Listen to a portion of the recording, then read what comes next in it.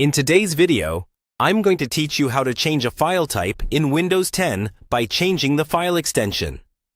A lot of times, you might download or create a file and realize it has the wrong extension, or you need it in a different format for a specific program. By default, Windows 10 actually hides file extensions, which can make this process a bit confusing. So in this walkthrough, I'll show you how to make those extensions visible, and then how to safely rename them. Let's start on your desktop or in any folder. Open File Explorer by clicking the folder icon on your taskbar, or by pressing the Windows key and E on your keyboard. Once File Explorer is open, look near the top of the window for the menu tabs. Click on the one labeled View. This is where you control how your files are displayed. Within the View tab, look for an option called File Name Extensions. It's usually a small checkbox in the ribbon. By default, this box is unchecked, which is why you don't normally see the JPG, PDF, .txt, or other endings on your files.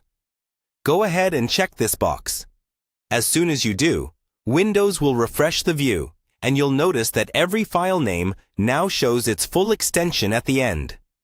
Now that extensions are visible, navigate to the file you want to change. Click once on the file to highlight it, then click again on the name, or right-click and choose Rename. Be careful to only change the extension, which is the part after the dot.